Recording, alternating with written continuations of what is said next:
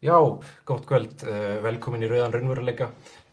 Þáttur sem er haldinn af ungliðum í sósíalistum. Við erum með góðan gest í kvöld.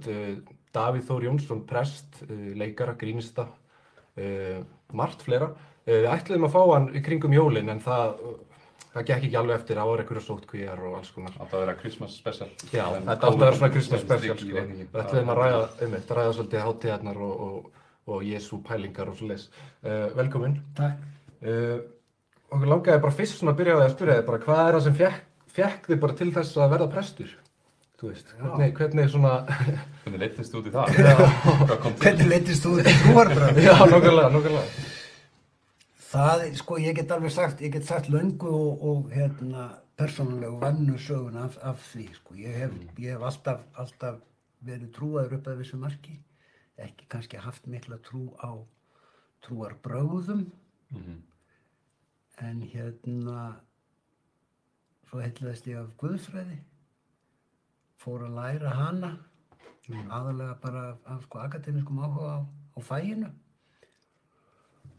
Síðan var það í gegnum mjög erfiða lífsreynslu sem ég lenti í, sem ég var fyrir einhverju sem ég vil kalla trúarlega upplifun. Og við það blossar upp aftur á guðfræðinni sem ég skráði mig í guðfræði haustið 1991, var þar í 2,5 ár og svo sem sagt, svo hætti ég og fór út í showbusiness, leiddist út í showbusiness. Já, eftir guðfræðina. Eftir guðfræðina og svo 13 árum síðar þá sem sagt blossar upp aftur á því og leið kulna ég svolítið í showbusiness, ég nenni þess ekki lengur. Sportið er alveg farið af þessu og það er rosalega erfitt að vera sko, tíska er þannig að þú veist, allt sem verður vinsælt og flott að það verður hallarslegt og gamaldags einhverjum árum síðan. Það bara, hún gengur í hringi. Og það er ofsalega vont eftir að hafa verið á toppnum og eftir að hafa verið elskaður og dáður og biðraðir eftir að koma og sjá mann og fólk bara slæst síðustu miðana. Að upplifa það síðan þegar fara hallundar fæti og maður er ekki lengur nýr og ferskur og fólk eru leitt á manni og maður þarf að fara að hafa fyrir því að fá eitthvað að gera, sko. Nú stendur maður frammi fyrir því, ætla ég að daga upp í þessum bransa sem skuggina sjálfum mér, eltandi forna frægð, eða er það kannski bara orðið ágætt og komið tím til að fara að gera eitthvað annað. Ég fekk svona nett ógeð á showbusinessnum. Og þegar ég fór í guðfræðina í seinna skipti, þá hægt og rólega finn ég það að fara að starfa fyrir kirkjuna, það að leggja líf mitt og vilja í hendurnar og Guði svo ég er fær að skilja. Það hafði gefið góða raun og líf mitt tók uppbeygju til þessu betra eftir að ég rak sjálfa mig sem framkvæmdastjóra í lífi mínu. Að mín framkvæmdastjórn stýrði mér beint inn á afveitrunarhæli fyrir eiturlyfjaneytendur og drykkjusjúklinga. Það var svona mín reynsla af því að stjórna lífi mínu á mínum eigin forsendum og í mínum eigin vilja, sko. Svo þegar ég tók það ákvörðun að leggja líf mitt og vilja hendurnar á Guði eins og ég fær að skilja, þá fór allt að ganga betur. Þannig að eitt leiddi af öðru og ég líka embættispróf við guðfræði 2011. Sléttum 20 árum eftir að ég hóf guðfræðinám.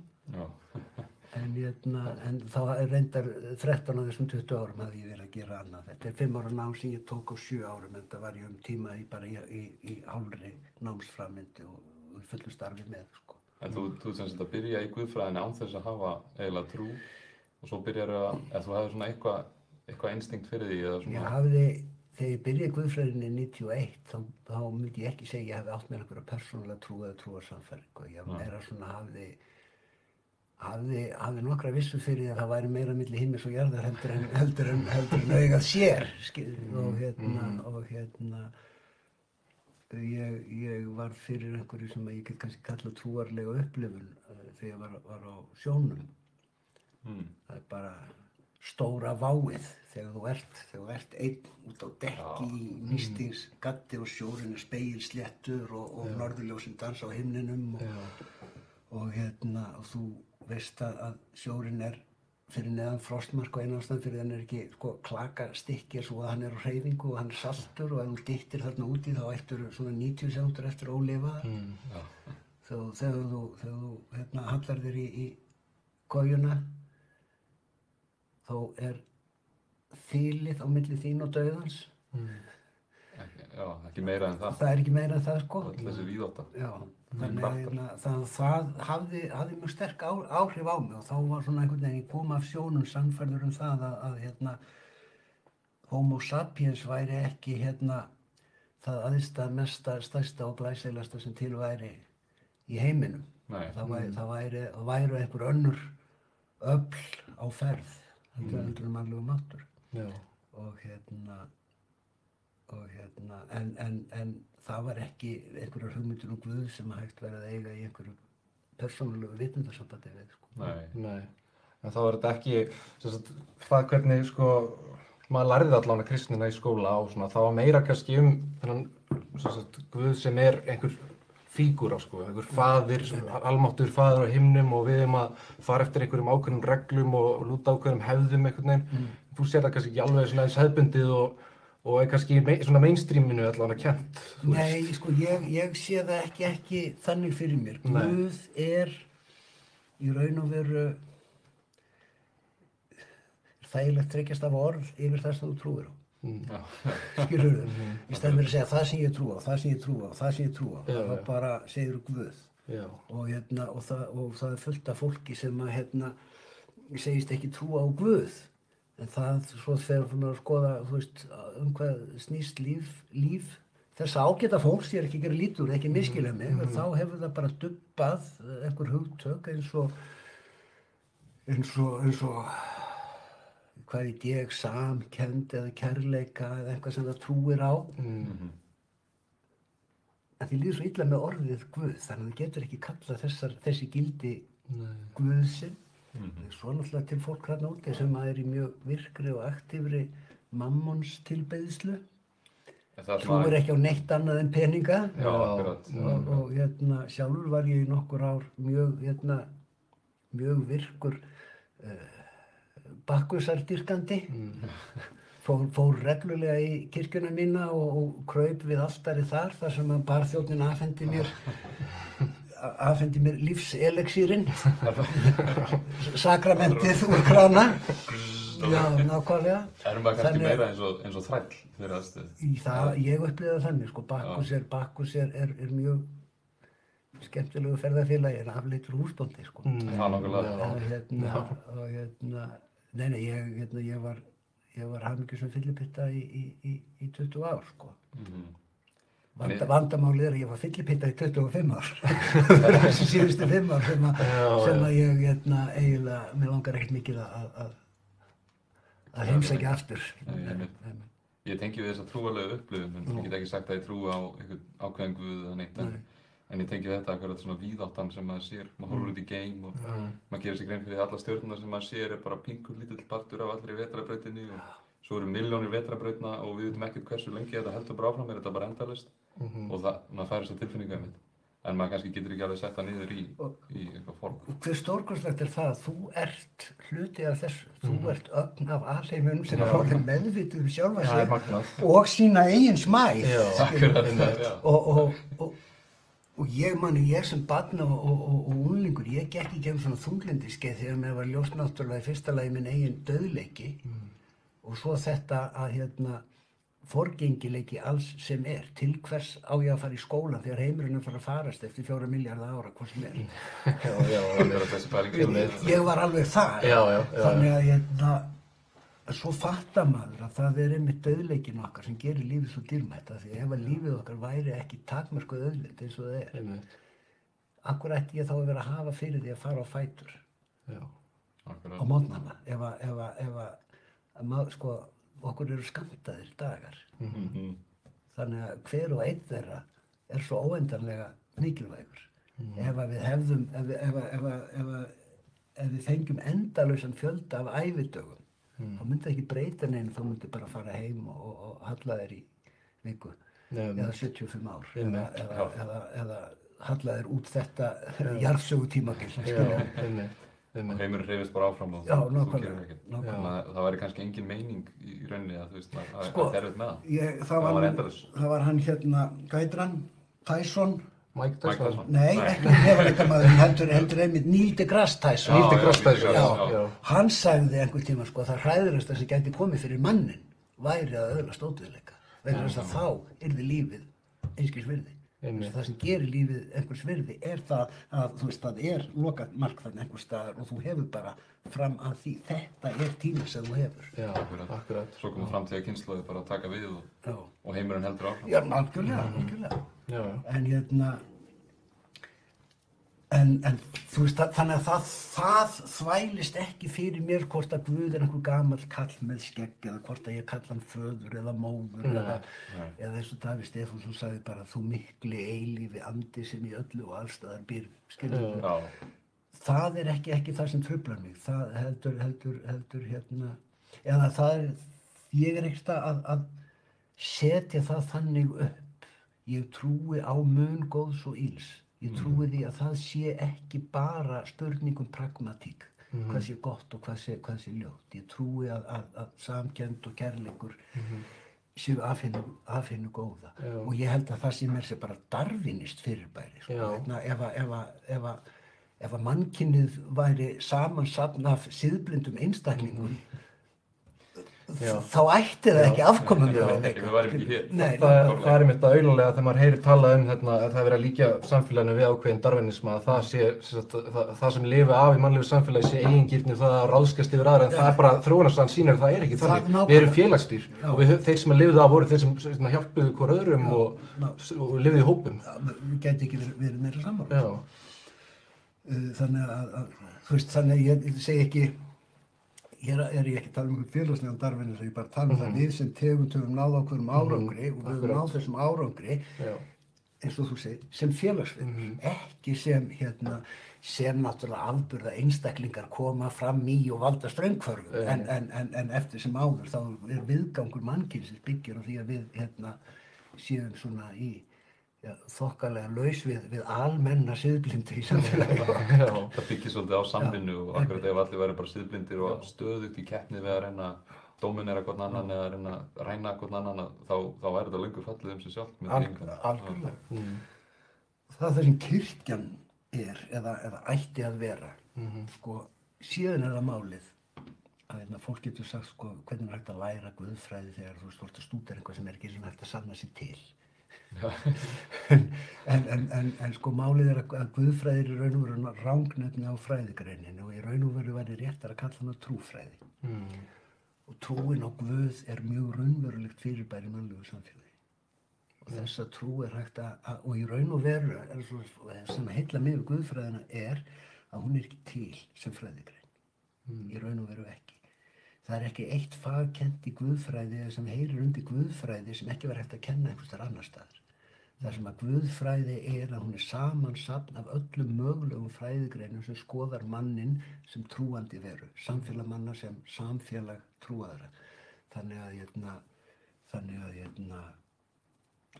þetta fyrirbæri, mannlega trú hægt að skoða sem félagsfræðilegt fyrirbæri, sem sálfræðilegt fyrirbæri, sem menningarsögulegt fyrirbæri, sem heimspekilegt fyrirbæri og svo framvegis.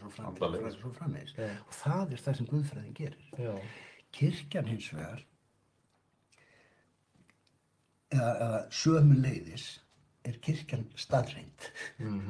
Hún búin að vera hér í 2000 ár og hún ekki að fara neitt.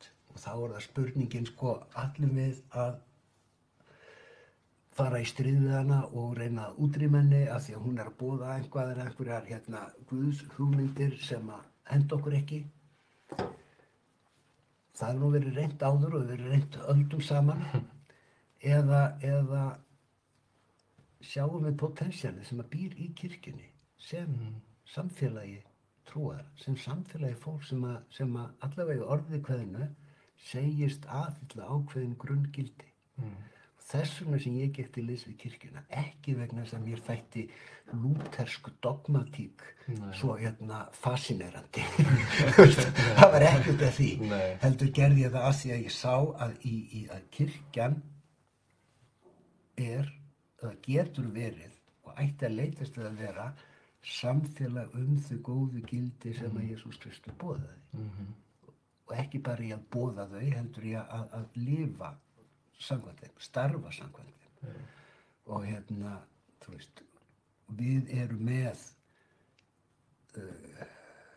fjölskylduhjálp, fátækrahjálp, töluvert mikil ásókn í sálgæslu á kirkjunni. Og ég er ekki að segja að það sé ekki gott að fara til sálfræðings. Mjög gott að fara til sálfræðings, en þú veist, tíminn kostar 15.000 kall og hann 2 ára bið. Ef þú hringir í prest, þá hann að vísa ekki sálfræðingur, en hann getur sennilega hitt þig á morgun. Akkurat. Við erum báðir með smá menntun í sálfræði og við höldum það bara að tala við ykkur gerir mjög mikið. Það nákvæmlega. Og prestar hafa ákveðna svona grunnmenntun, grunnþekkingu í sálgæslu. Og reynslu af því að umgangast og tala við syrgjandi fólk og fólk sem líður illa. Þannig að þess vegna leiddist ég út í kirkjuna vegna þess að ég trúi á mun góðs og ills, ég trúi á muninn réttu og röngu, ég trúi á samhjálp og kærleik og ég held að kirkjan geti verið miðstöð fyrir það. Að kirkjan geti verið staður fyrir kærleika Guðs að starfa meðal manna. Já. Það er algjörlega rétt að kirkjan getur verið mjög góður farvegur líka einmitt fyrir fólk til þess að upplifa þessa svona samfélagskennd líka. Þú veist, fólk kemur saman og að hjálpa hver öðru og það getur með þess að segir farið í sálgæslu og svoleiðis. En svo maður líka veltaði fyrir eins og einstaklingshyggju sem að ríkir rosalega mikið og allir hvatar í samfélaginu einhvern veginn verðlauna fólk fyrir að vera rosalega einstaklingshneigt og bara, þú veist, hlusta bara á sjálft sig. Ætli það sé ekki líka að leiða rosalega mikið til ákveðna vanlíðanar í fólki að það sé ekki hvatar í umhverfinu sem að leiða okkur í það að framfylgja okkar eðli sem að vera félagsdýr. Þú veist, það er ekki eitthvað svona siðróf sem verður bara hjá fólki núna í dag í þessu samfélagi. Þú veist, þegar einhvern veginn við erum ekki, mann líður eins og við séum svolítið svona ein á báti og svo fyrir maður kannski að tala við vinum eitthvað sem maður er að gangi í gegnum og það er allir einhvern veginn að gangi í gegnum það sama, sko, en öllum líður samt eins og við séum svo einir. Sko, jú og nei. Ég er svolítið smeykur við að tala þú veist, siðrof, ég meina samfélagið er í þróun og svo þróun bara heldur áfram. Þessi einstaklingshyggja sem þú talar hún kemur fram og við erum svolítið að starfa, til þess að við erum með stofnun kirkjuna sem er miklu eldri heldur en fyrirbærið einstaklingshyggja. Og þegar Lúther er að mótmæla á 16. öld kirkjunni, takk eftir því að þá hann fer í stríð við kirkjuna. Þannig í raun og fyrirbærið lútherska kirkja er þversögn. Í raun og veru. Og Lúther talar aldrei kirkjuna öðru heldur en á neikvæðan hátt og það páfinn í Róm og batterið undir honum. Við erum eins og sjálfstæðir söfnuðir trúara manna sem höfum sagt skilið við kirkjuna og söfnuðurinn er grunnhugtakið. Og fólk komið saman. Já, að þetta er ekki hierarkía, þetta er grasrót. Og það er það sem að Lúther gerir við kirkjuna. Hann í raun og veru mölvar hierarkíuna, mölvar valdapíramídan og bara segir valdið er hjá fólkinu og það er bara hinn almenni borgari er kirkjan. En þannig að þetta þarf að reka kirkju. Fólk hittist ekki bara út á götu, út á túni. Það þarf að vera kirkju, það þarf að vera stofnun, það þarf að vera ákveðna græjur, eitthvað svona. Og furstinn á þá sem bara primus inter pares, fremstur meðal jafningja, að halda utanum veraldlegan rekstur kirkjustofnunarinnar. Hinnir vígðu þjónar eiga bara einbeita sér í kenningunni og svo er kirkjan fólkið. Svo þróa samfélagið og allt inni kemur upp eitthvað fyrirbæri sem að Lúther gerði bara ekki ráð fyrir, sem heitir trúfrelsi, sem er partur af þú veist, einstaklingshyggjunni. Ég þarf ekki að aðhylla sömu trúarbrögð og maðurinn við hliðina á mér.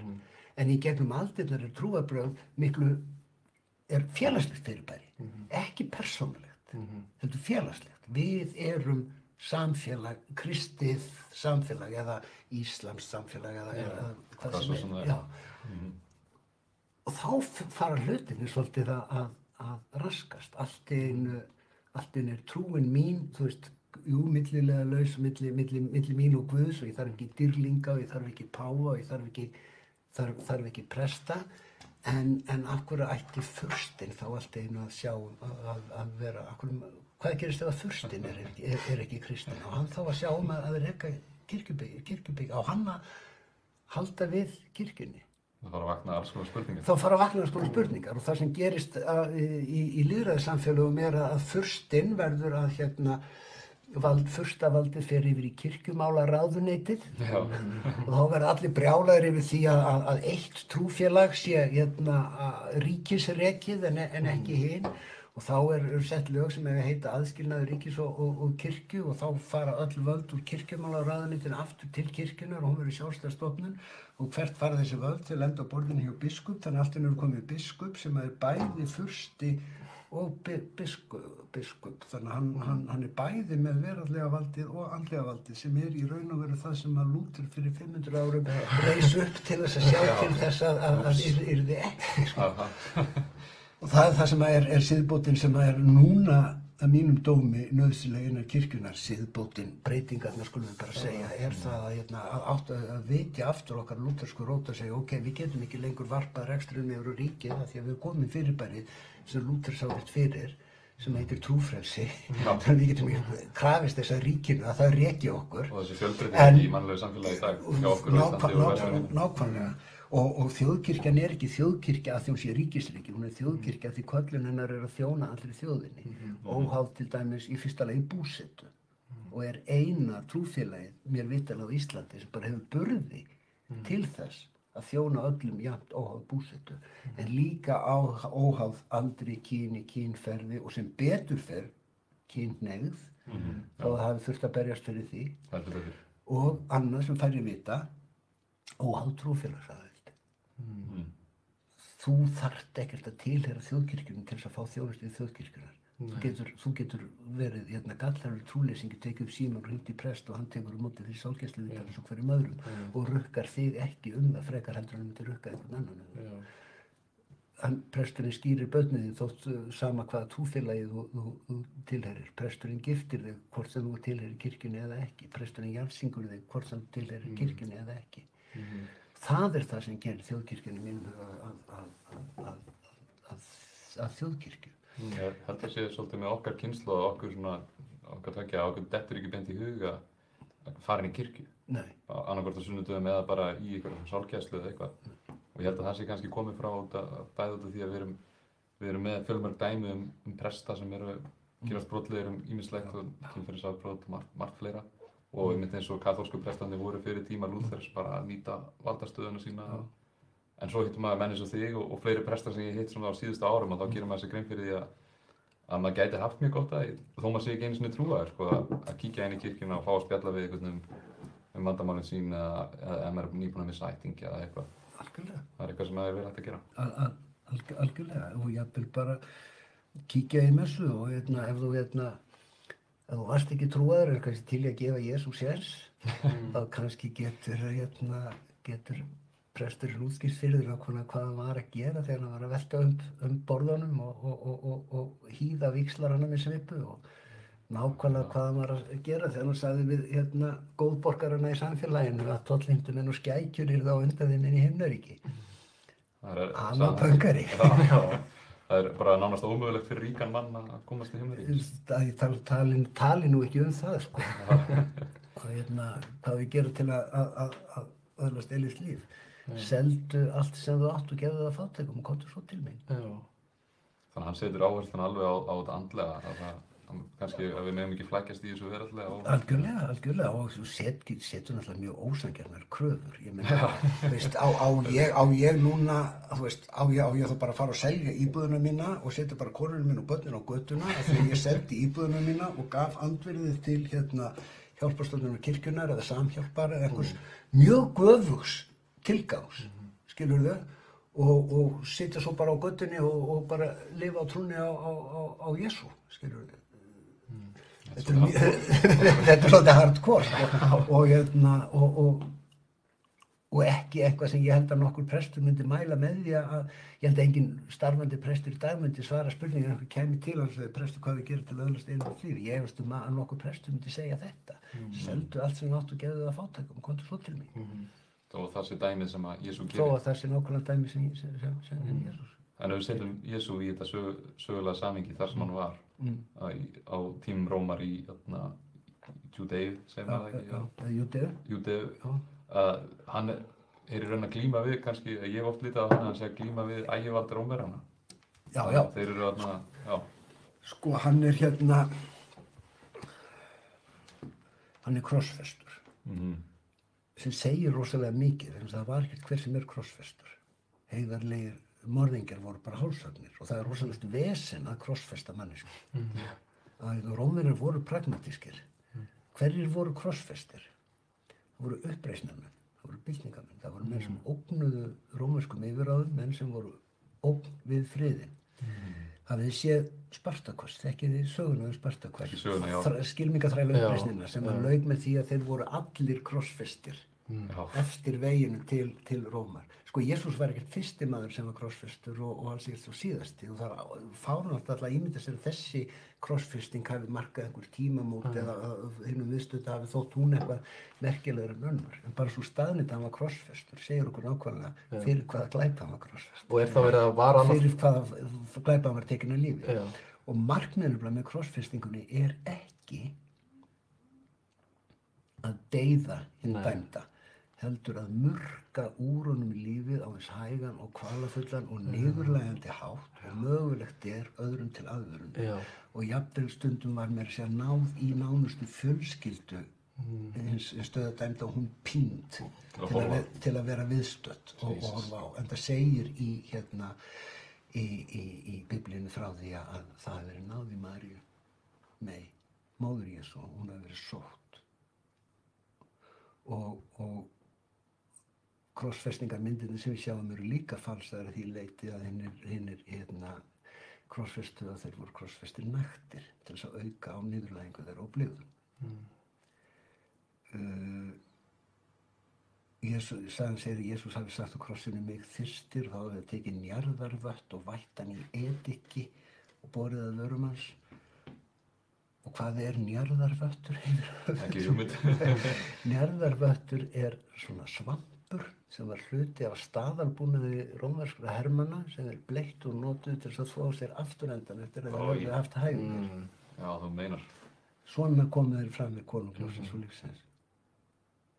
Og fyrir hvað? Fyrir að bara...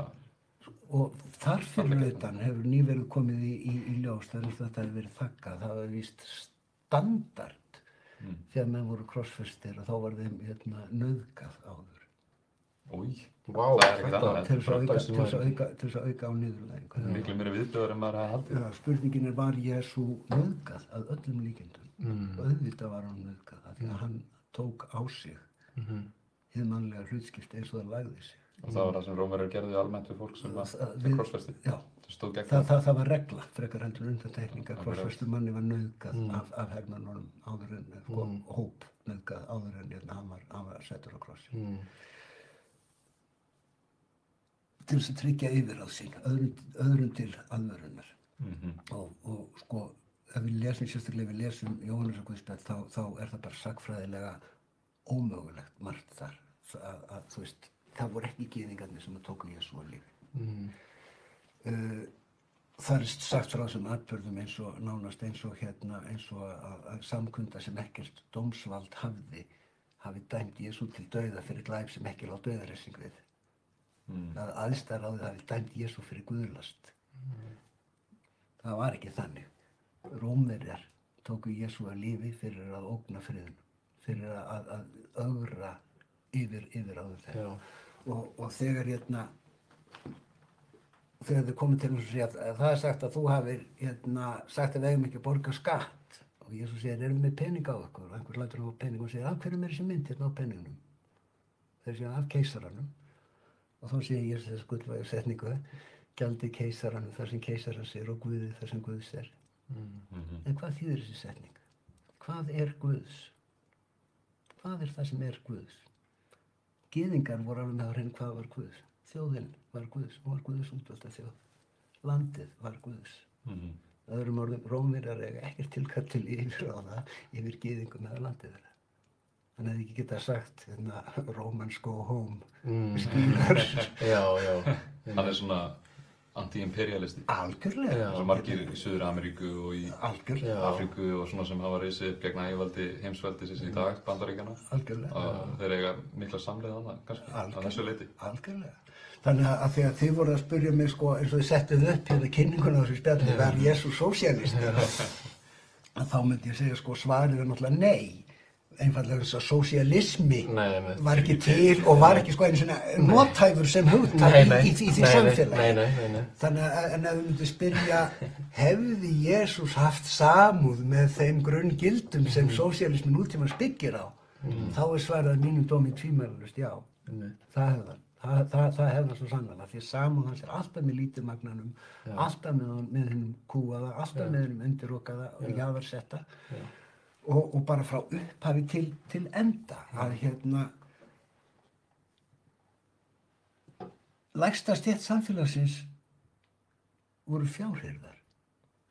Þeir voru flokkaðir með vændiskonum og tollendumönnum, menn sem vegna atvinnu sinnar voru óhreinir, að þeir gátu ekki haldið hvíldardaginn heila. Af því að það þurfti að sinna kindunum sumstaðar máttu þeir ekki einu sinni fara inn í borgir. Vitnisburður þeirra var ekki tekinn gildur fyrir dómstólum. Þeir þóttu bara óheiðarlegir, lygnir þjófóttir.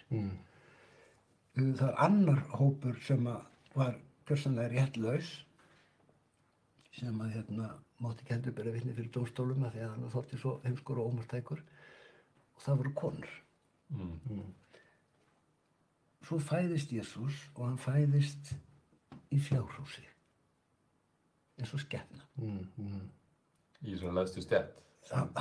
Sko ekki einu sinni í þessari lægstu stétt, hann fæðist eins og húsdýr. Og er lagður í jötu sem er sko undir skepnufóður. Af mennskunin er algjör. Hann fær ekki eins og hann fæðist eins og manneskja, hann fæðist eins og húsdýr. Við erum vöðin að sjá einhverja kósí mynd af jötunni og fjárhúsinu og stjarnanheiminu og kósí. En svo myndi ég segja þér það er fátækt fólk sem eru á götunum sem eru að leita skjóls í gripahúsum til þess að fæða börnin sín þar í flórnum. Þín viðbrögð myndi ekki vera hann en kósí. Og fjárhúsin í Betlehem fyrir 2000 árum voru ábyggilega ekkert meira kósí heldur fjárhús á Íslandi eru í dag, sko. Og hverjir eru kallaðir til að fagna fæðingu hans? Fjárhirðar. Það er allra lægstu. Það er allra lægstu. Það er sori mannlífsins sem kallaður að. Æðstu já, nákvæmlega. Rumpulíðurinn í augum góðborgarana, í efri stéttarinnar. Ríkjandi stéttar, hverju sinni. Og svo, og orðsendingin til fjárhirðana byrjar á orðunum, þeim birtist engill og engillinn segir verið óhræddir. Verið óhræddir. Og svo hlaupum við 33 ár fram í tímann og Jesús er sem sagt krossfestur, þeir eru búin að drepa hann, þeir eru búin að koma hann fyrir hellinn og hvað gerist? Þeir hafi verið að koma að smyrja líkið þegar tilkynningin berst verið óhræddar, að þetta voru það konur sem voru að fara að smyrja líkið. Verið óhræddar, óttist eigi, hann er upprisinn. Þannig að jarðneskt líf Jesú Krist er rammað inn í skilaboð til hennar lægsettu, til hennar jaðarsettu, til hennar kúuðu, útskúfuðu og sem traðkað var á. Skilaboð til þeirra að óttast ekki. Óttist eigi, ég eru frelsari fæddur, óttist eigi, hann er upprisinn.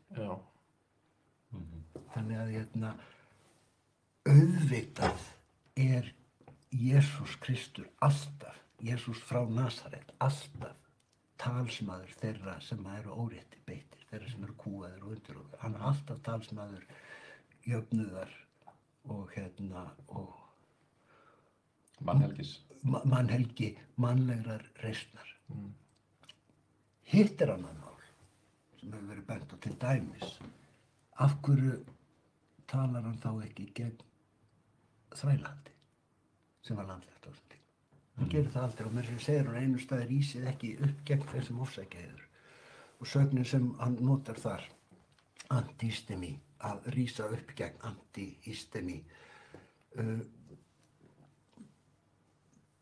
merkir í raun og veru ekki að bara rísa á fætur gegn einhverjum, heldur merkir hún sko að gera blóðu uppþótt þegar hún skoðuð eins og hún notuð annar staðar, hún notuð byltingu. Já. Jesús segir beinlínis ekki gera byltingu gegn hvorum ykkar. Hann segir bara og svo snúa kinninni hinum megin. Svo komum við aftur að Spartakusi. Hann vissi alveg hvað það myndi leiða af sér. Já. En ég segir einmitt, en ég takti eftir það segir turn the other cheek, hann segir sko, ef einhver slærði á hægri vangann, snúðu þá hinn vanganum að þér. Að honum. Bjóta honum þá hinn vangann. En akkur að hægri vangann? Skipti það máli á hvað vangann voru slegin? Ekki svo ég veit. Það skiptir reginmáli af því að við náttúrulega erum í það sem kallar Dexter og manist samfélag. Hægri höndin er rétt og góð og heilug, vinstri höndin er óhrein. Og það var meira sagt að refsa fólki fyrir að benda á musterið með vinstri hendinni vegna þess að það var við guðlast. Vinstri hendin var óhrein, enda hvort fólk skeindi sig á henni, allt var hægri. Þannig að ef einhver slær þig, þá slær hann þig með hægri hendi. Og nú ert þú hérna og ég ætla að slá þig og ég slæði með hægri. Á hvort vangan er ég að slá þig? Vinstri. Nákvæmlega. Hvernig slægi þig á hægri vangan? Nei, það er svolítið, með hægri. Með handarbakinu. Og það er eðlismunur á því að slá kýla einhvern á kjaftinn og að snoppungan með handarbakinu. Þannig að þess að annað er sem sagt ofbeldi, annað er þú kýlir jafningi eða þú ert í slagsmálum. Þá kýlar hann á vinstri vangan. En hvern slærðu þú svona? Ekkert sem þetta svífur það? Já, nákvæmlega. Þú slærðu einhvern sem er fyrir neðan þig, þú slærð þræliðinn, þú slærð þjóniðinn, þú slærð einhvern sem getur snoppungað og tuktað til. Þetta er valdníðslu. En hvað gerist þegar þú snýrð réttir honum hinn vangan? Nú er ég búinn að snoppunga það á hægri og þú rétt með þennan. Hvað ertu að segja við mig? Ég get ekki, annarkvæmt þegar sláði mig vinstri sem í raun og veru surgar mig eða ég þarf að slá þig eins og jafningi. Já, einmitt, eins og jafningja. Nákvæmlega, því ég get ekki, þannig að Já, þetta er svona ákveðin friðsöm mótmæli í rauninni. Þetta er nákvæmlega, og hann segir þetta aftur og hann klifrar þegar hann talar þetta snúa vanganum, hann segir ef einhver neyðir til þess að ganga með sér 1 mílu gangu þá með honum 2 eða hvort er 10 mílur, hvað er, það allavega tiltekur einhverju gangtu með hana aftur. Hver er að neyða þig til að ganga með sér einhvern spöl? Þetta meikar ekkert sens. Jú, óvart, það meikar rosalega mikið sens. Þannig að rómverskir hermenn höfðu leyfi til þess að taka fólk og láta það bera byrðar sínar. Hertíð sín og þetta allt dótið sem þeir voru með. Ákveðin spöl, 1 mílu. Af því að þeir náttúrulega gátu ekki bara tekið fólk og gert það þrælum. Þú veist, nógu stuttarspöl til þess að fólki gat farið heim til sín aftur og það yrði ekki of mikið uppnám, þá gat það tekið einhvern annan og látið bera dótið sitt áfram. Fyrir að misnota sér þetta gátu rómverjar rómverskir hermenn átt yfir höfðu sér refsingu. Þannig að þarna ertu og kemur rómverskur hermaður og lætur þið bera dótið sitt og þau eru búin að labba spölinn og rómverjinn ætlar að taka þetta að þér, þá neitarðu. Það er að labba með honum 2. Setur rómverjinn í þá stöðu að hann þarf að grátbiðja því að þú maður afhenda sér aftur þegar hann var að búa þig með. Þannig að Jesús bendur á, þú veist, friðsamar leiðir til þess að krefjast virðingar, til þess að knýja fram mannlega reisina og viðurkenningu og manngildi. Eitthvað sem Martin Luther King hefur alveg tekið sér til fyrirmyndar. Algjörlega. Og þetta virðist einmitt vera stundum að þetta getur verið mun effektífara að sýna hérna kinnina eða fara svona mjúkt í málin, að þá eru líka meiri líkur á því að þú togir fleiri með þér. Já, einmitt. En ef þú ferð beint á móti valdinu, einhver lítill hópur, þá er einhver bara splundrað og... Já, Og Ég meina, svo gerist þú sér það bara fyrir þér. Það eru tveir menn og annar slær hinn og hinn slær á móti og þetta eru bara slagsmálahundar. Svo séu tvo menn sem eru að rífast og slást og annar slær hinn og hinn réttur hinn vangan. Þá ertu strax búin að fatta að það maður sem að þú strax búin að sjá hvor á aðra plani. Þú strax búin að sjá með hvorum er sennilega skynsamlega að hafa saman. Að sá sem er rétt í hinn vangan er sennilega ekki að halda fram einhverju mjög ósanngjörnum eða röngum eða ljótum málstað. Akkurat. Þetta er svolítið líka, minnst tengjast pínu svona ákveðnum daóisma, skilur þetta er svona smá svona sleppa tökunum einhvern veginn og þú veist að einhverju leyti, eða ekki, eða hvað? Jú, óbyggilega. Svona einhvern veginn, já. Óbyggilega, og það hefur verið bent á þetta áður. Já. Og meira segja, sko, segir Jesús á einum stað, ég er tá. Nei, já, við þurfum að fara svolítið að króka nefn. Hvað þýðir tá? Það hjá kynverjum allan að var það andinn, mikli andinn. Já, það var vegurinn, bókinu veginn, bókinu tá. Og Jesús segir vissulega að ég er vegurinn, sannleikurinn og lífið. Já. Sem er dáið. Sem er dáið, nákvæmlega. Þannig að það er hugmyndafræðileg tengsl þarna á milli og táknin og líkingarnar eiga sér samsvörun og hliðstæðu. En það er einmitt þetta, Jesús er sko, getur sagt, andofbeldis sinnaður, en samt í raun og veru ekki vegna þess að hann hótar í sjálfu sér ofbeldi. Að þegar hann kemur ríðandi inn í borgina á asna, svo fer hann í mustur og þeir leggja undir sig musteri. Hann veltir borð og hann býr til svipu. Ég meina, það fer einhver sögum af mannfalli við þetta áhlaup. En þarna er vissulega gerð árás á musterið í vikunni fyrir páska, nota bene, þar sem var sko, aðal gróðatímabili fyrir æðstuprestana og hann bara skrúar fyrir okur og fórnardýrum. Þannig að Kaífas, æðstiprestur, hafði einkarétt á sölu fórnardýra sem hann keypti á markaðnum og seldi á 10-földu eða 20-földu verði í musterinu. Af því að það mátti ekki bara kaupa dýr á markaðnum og fórna. Dýrin urðu að vera alveg lítalaus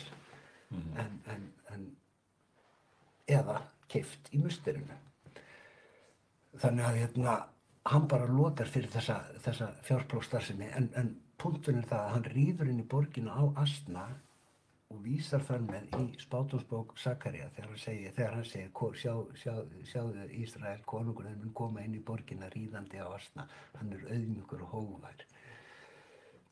Og honum er fagnað, svona eins og maður lesum að rómverskum herforingjum hafa verið fagnað þegar þeir komu ríðandi inn í Róm, þá lögðu þau klæði sín á veginn og hafa með hernunda þræla líða á undan sér. Jesús er fagnað eins og sigursærum hersöðingi þegar hann kemur inn í borgina ríðandi á asna. Myndin er augljós, þetta er bara myndir sem er teiknuð upp í þessum texta í spátumsbók Sakaría.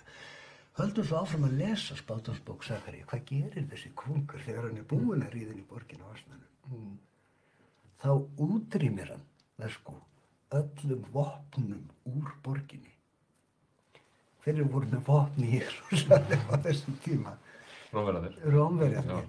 Þannig að þegar Jesús kemur þarna inn og líðurinn fylgir honum svona, þá bara beinlínis verið að hóta uppreisn vegna þess að kóngurinn sem er að koma inn í borgina, eins og í spátumsbók Sakaría, hann er að fara að útrýma öllum vopnaburðum úr borginni, sko. Og hvernig gerir hann? Hann segir, ég mun spenna þjóð mína eins og boga. Þannig að hann er að hóta uppreisn. Tíminn er kominn, hann er alveg harður á því. Það er það sem hann er að segja. Það sem segir í spátumsbók Sakaría þegar konungurinn ríður inn í borgina og ríður burt sko með vopnavaldi. Með illu. Öllu sem ógnar friðnum. Og ríki hans mun vara frá strönd til strandar eða man ekki alveg hvernig þetta er orðað. Þannig að hann hótar vissulega ofbeldi en hann fyrir utan þetta atvik með svipuna að þá iðkar hann aldrei ofbeldi sjálfur. Nei. Þannig að það er það, af hverju voru að tala um þetta? Já, byltinguna. Þannig að það er ekki alveg hægt að tala um Jesú sem byltingarleiðtoga í því samhengi. Á hann veraldlega hátt. Já, nei, nákvæmlega. Hans bylting er allt öðruvísi. Þetta segir að sjálfur mitt ríki er ekki af þessum heimi. En ríkið hans er ekki af þessum heimi, en þá er það engu að síður í þessum heimi. Þannig að hann gerir kröfu sko sá sem að vill vera borgari í þessu ríki, að hann verður að hann gerir kröfu ákveðna hegðun. Hann gerir kröfu að við iðkum félagslegt réttlæti. Akkurat. Að þegar hann er spurður, þú veist, hvað ég gera til að öðlast eilíft líf, og segir hann semst elskaðu náunga þinn og fær spurninguna hver er náunginn minn, og þá segir hann söguna miskunnsama samverja. Já. Þannig að hvað ég gera til að öðlast eilíft líf, og þegar hann er búinn að segja söguna miskunnsama samverjan, þá spyr hann ekki hver af þessum mönnum heldur að hafa verið náungi, þessum manni sem var ráðist á, og sá sem hjálpaði honum, einmitt. Far þú og gjör slíkt hið sama. Hvað þýðir far þú og gjör slíkt hið sama? Það þýðir, af hverju? Far þú áttu á hann að fara að gera slíkt hið sama. Hann var að spyrja hvað ég gera til að öðlast eilíft líf. Það hann átti að gera til að öðlast eilíft líf er að fara og vera miskunnsami samverjum í samfélaginu.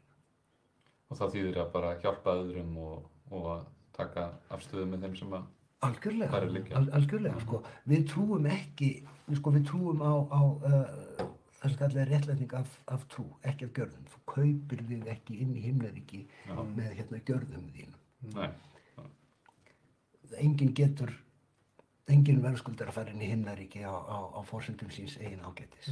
Við förum öll inn í himnaríki en við gerum það á forsendum náðar Guðs. Við förum ekki í kirkju til að vinna okkur inn prik hjá Guði svo að hleypa okkur inn í himnaríki þegar við deyjum. Við förum í kirkju að við erum þannig fólk að við getum ekki tekið allir þessari náð á þess að segja takk, takk. Þess vegna sem við förum í kirkjuna. En ef þú raunverulega, þó þú réttlæstist ekki fyrir trú, ef þú kaupir þig ekki í himnaríki með góðverkum, ef þú raunverulega hefur tekið á móti Jesú Kristi í hjarta þér, þá sést það á því hvernig þú hagar þér í samfélaginu. Eða ætti að sjást. Svo náttúrulega horfir maður á fólki sem að gapir hæst og mest um Jesú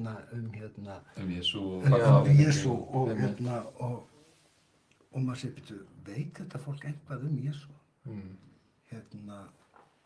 Þú getur ekki kallað þig kristilegan og rekið áróður gegn því að flóttamönnum sem hjálpaðu tekið. Það gengur ekki upp. Það er bara þessum í því. Þú getur ekki aðhyllst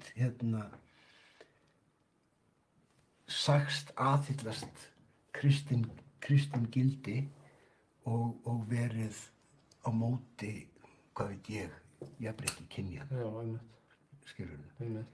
Það er bara andstætt skilafón. Já, bara, þú veist, það er bara eins og að vera, þú veist, kommunískur kapitalisti. Þetta er ósamræmilegt. Og getur ekki verið að þetta sé einmitt, sko, mikið af svona fólki sem er að dóminera umræðan kristina og sérstaklega í Ameríku, að það hefur kannski líka reynst rosalega fárítandi fyrir ungt fólk þegar heldur að þetta sé sem kristin snúðist Það hefur verið það. Þess vegna er svo mikilvægt eða svo yndislegt þegar uppdúkkar fólk sem er akkurat á hinni línunni.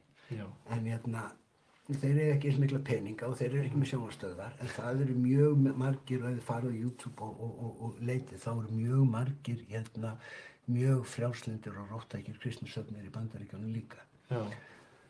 Og þeir sem að fara af stað með þá sannfæringu að trúarbrögðin séu rót alls ills, en náttúrulega komnir til himnaríkis þegar þeir fara til Bandaríkjanna, þar geta þeir bara rúndað milli byssubrjálæðinga og sjónvarpspredikara og og lið sem að sveifla snákum og tala tungum. Þetta smá eins og svona ákveðin arfleifð í Bandaríkjunum af þessum snáka olíumanni sem að selja þér eitthvað mixture, eitthvað töfraseiði þarna, kúrikatímum og mér finnst þessi TV evangelicals vera bara alveg eins. Þeir eru að segja bara dansi kringum gullkálfinn svolítið. Gefðu mér peninga og því maður fá hellinga peningum líka.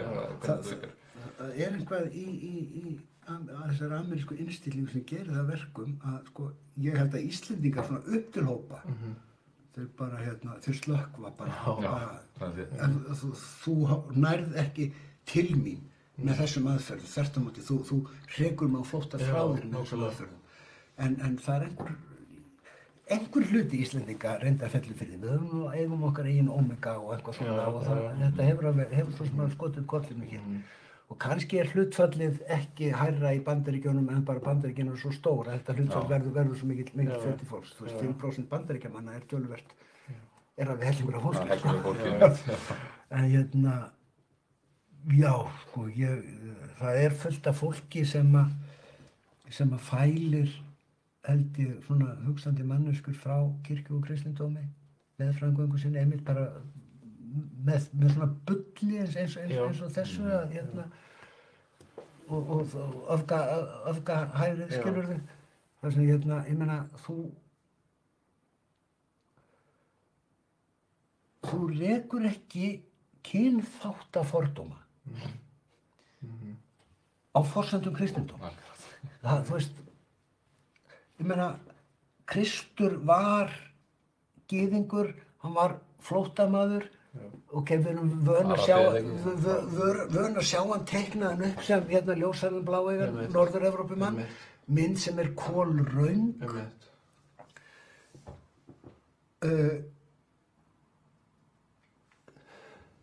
Ég veit ekki, maður verður bara hálf orðlaus þegar öfgahægðin byrjar að gapa Guð og Jesú. Maður fær svona tilfinninguna að þeir séu bara að búa þetta til jafnóðum þeir hafi ekki hugmyndum hvaðan þeir sækja þessi hugtök. Já, skott þarna í muni þegar óeirðirnar voru eiga sér stað í kringum Black Lives Matter og fólk var að mótmæla morðinu á George Floyd. Þá fer Trump með einhver rosa svona sjómannship í honum, sýndarmennska í honum, að labbar hana að einhverju kirkju sem er fyrir utan Hvítahúsið eða það og heldur á biblíunni þegar óeirðirnar í gangi. Eftir að hafa skotið táragassi á mótmælendur fyrir framan, sko, raka það í burtu. Til að komast á stað. Og skilaboðin eiga að vera að þetta kristin þjóð og við lútum að kristnum gildum hér. En svo að fyndi að það fann það ekkur út að hann snýri biblíunni vitlaust, það var kross hinum megin, sko. En krossin var að hvolfi hinum megin. Enda þekkir þessi maður ekkert. Nei, ég veist að maður viti hvernig kross á að snúa, sko. Akkurat. Nei, en sko, Jesús segir dæmisögu fjárhirði og það er svo skemmtilegt því Jesú við föttum það ekki en þeim hefur þótt þetta alveg merkilegt. Akkur er þetta að sækja líkingamál þitt og dæmisögur þínar í daglegt líf læstu stéttana? Akkur eru dæmisögur fjárhirða? Þeir eru ekki eins og læsir, þeir eru ekkert að fara að lesa þetta. Nei, það bendir sennilega til þess að Jesús hafi sagt fjárhirðum þessa sögu. Það hafi verið liðið sem hann starfaði með og einhver hafi skrifað hann upp eftir á. Fjárhirðin sem átti 100 kindur. Svo saknar hann einnar. Hann á bara 99, hann tilur aftur. Hann vantar eitt sauð. Og hvað gerir hann? Hann yfirgefur sauðina 99 til þess að finna þennan eina. No one left behind. Já, sko, og þessi 99 hefði getað sagt hvað með okkur? Skiptum við ekki máli? Jú, þið eru ekki hættu núna. Nú er þið týndisauðurinn sem er hættu. Þið bjarið ykkur, það er alltaf leið með ykkur. En týndisauðurinn minn þarfnast mín. Þið þarfnist mín ekki akkurat núna. Þannig að jú, öll líf skipta máli. En það er ekki öll líf í stór hættu. Ef þau eru stoppuð af löggunni. Sum líf eru bara í töluvert meiri hættu ef þau eru stoppuð af löggunni heldur en önnur. Og þá bara þurfa þessi líf sem eru ekki í hættu bara að átta sig á því að nú er ástæða til þess að taka sérstaklega utan um þau líf sem eru í hættu. Þessi þarf okkur það er svo kristnin sé bara notuð í Bandaríkjunum af ráðandi stéttum til að réttlæta ákveðna valdamisnotkun og það hvernig þeir fara með völdin. Og ekki bara í Bandaríkjunum, það hefur verið gert í gegnum aldir, það er í raun og veru kraftaverk að hún skuli enn vera á lífi 2000 ári síðan og að innan vitandennar sé fólk sem er ennþá að rembast við að reka áróður fyrir félagslegu réttlæti og jöfnuði á forsendum á þessum sömu forsendum og hafa verið notaðar til að rafka og kúa í gegnum aldina. Það er þá til og verður vonandi áfram. Já, ég vona það og ég vona að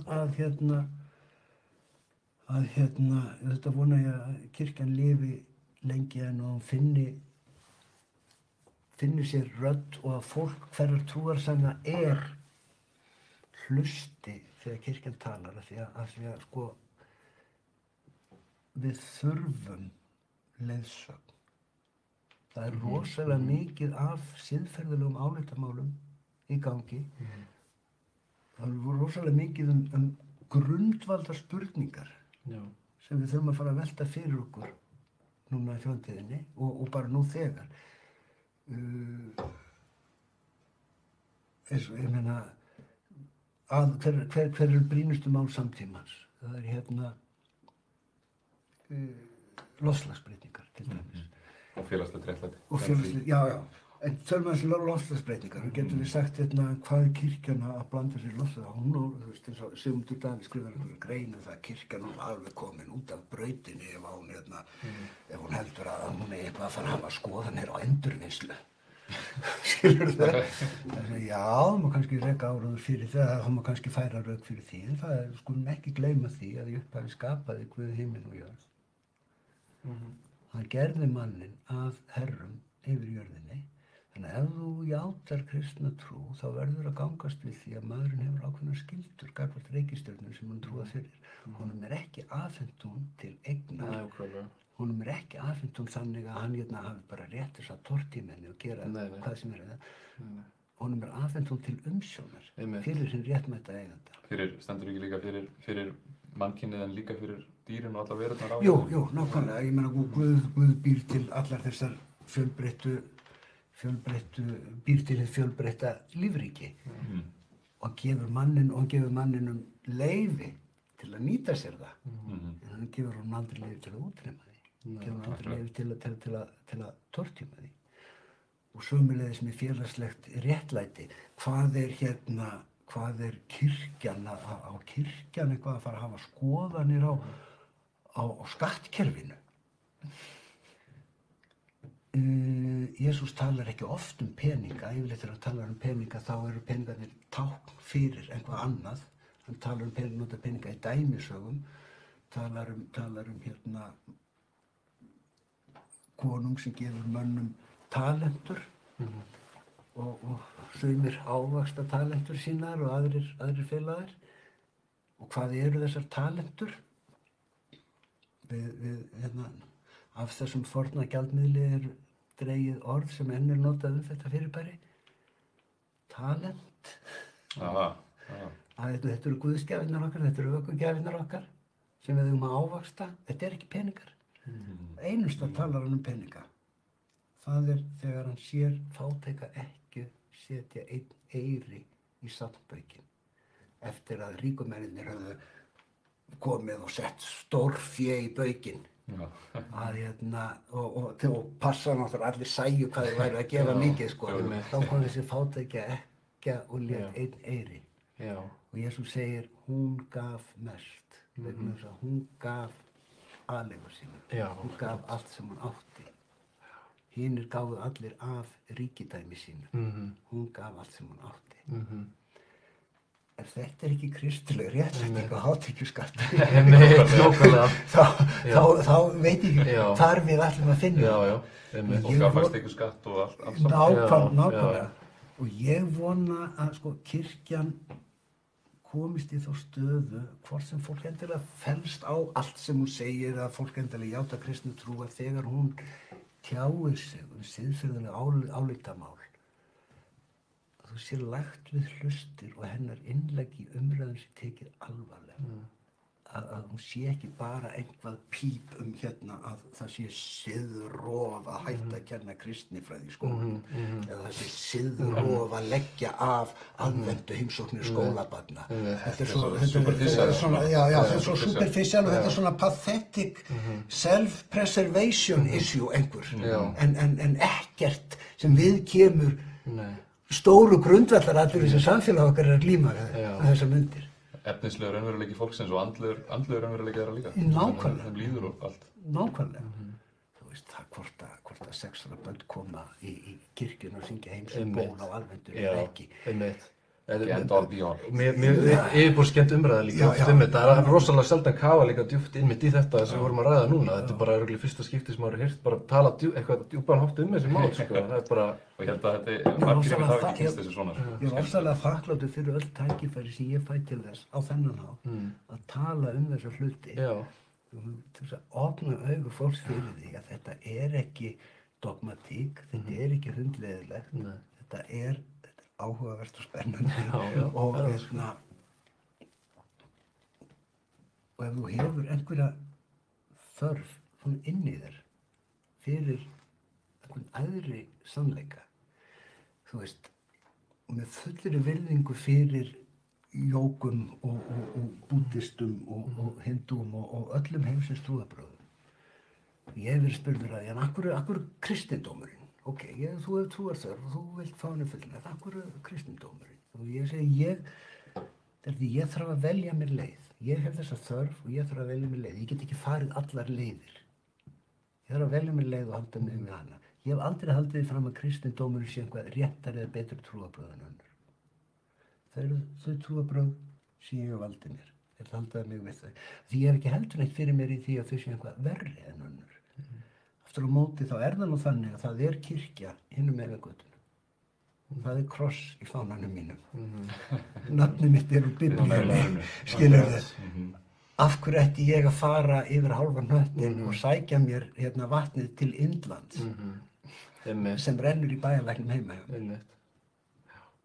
Í það minnsta getur maður svona opnað hugann fyrir þessu. Já, nákvæmlega. Það er mikill áhugi fyrir einmitt búddisma og dáisma og öðrum trúarbrögðum. Algjörlega. Og við erum svolítið langt frá kristinni. Sjálfsagt að bera virðingu fyrir því. En það er líka, við eigum líka svolítið sem heitir kristindómur og það er líka að finna svör og leiðsögn í gegnum ráðgátur lífsins. Ég er sammála því. Maður hefur kynnt sér það aðeins. En þá erum við komin enda lokum í kvöld. Þakka þér kærlega fyrir. Takk fyrir gott og strákar. Takk fyrir að bjóða mér. Við kannski fáum aftur ykkur tíma. Bara hvenær sem er. Frábært. Takk fyrir að hlusta og við sjáumst næsta mánudag klukkan 9. Verið sæl.